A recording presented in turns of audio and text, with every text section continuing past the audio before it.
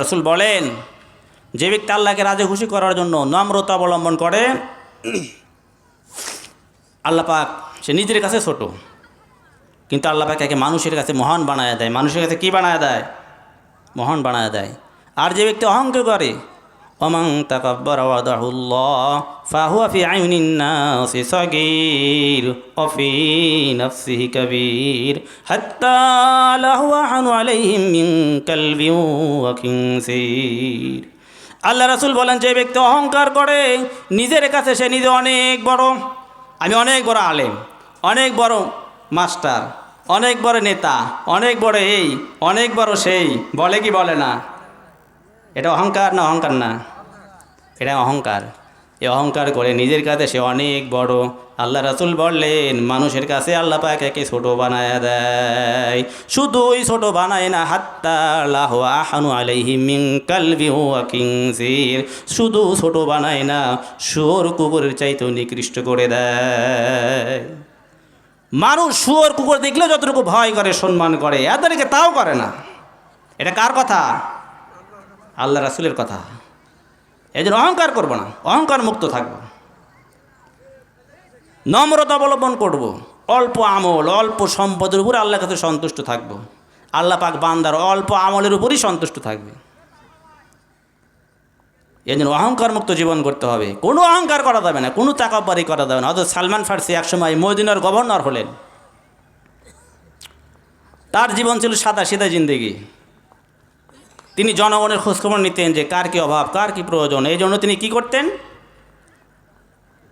সাধারণ পোশাক পরতেন, মাথায় গামছা পেঁচায় থাকতেন, সবসময় গলায় গামছা রাখতেন। একটা কুলি অথবা একজন শ্রমিক যেভাবে থাকতে এইভাবে থাকতো।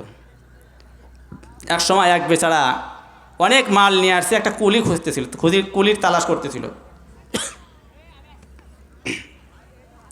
কুলি পাইতেছিল না। হয়তো সালমান ফার্সি এসে বললেন, ভাই তোমার কি সমস্যা?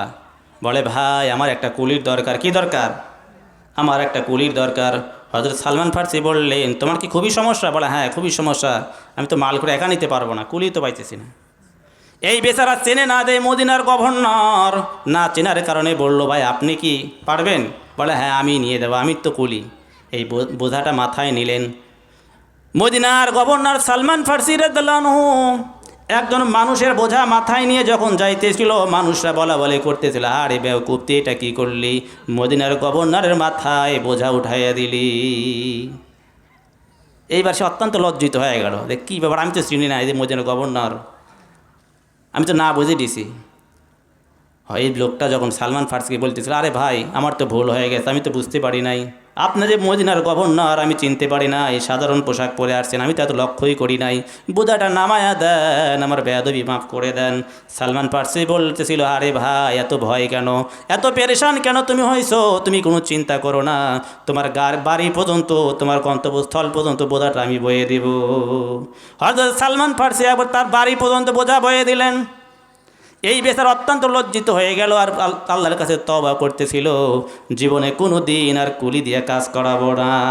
আজকে যা বেওকুফ হয়েছি। কারণ সালমান ফার্সি মদিনার গভর্নরকে দিয়ে বোঝা বয়ে আসি। আমাদের নেতারাকে করবে তাই, জনগণের দুঃখে এইভাবে দেখবে। একজন জনগণ, আমার একজন জনগণ, একজন প্রতিনিধি, আমার একজন আত্মীয়, সে বোঝা নিতে পারতেছেন, একটু আগে দিই তাকে বাড়িতে, দেই আমরা? দেই না তো।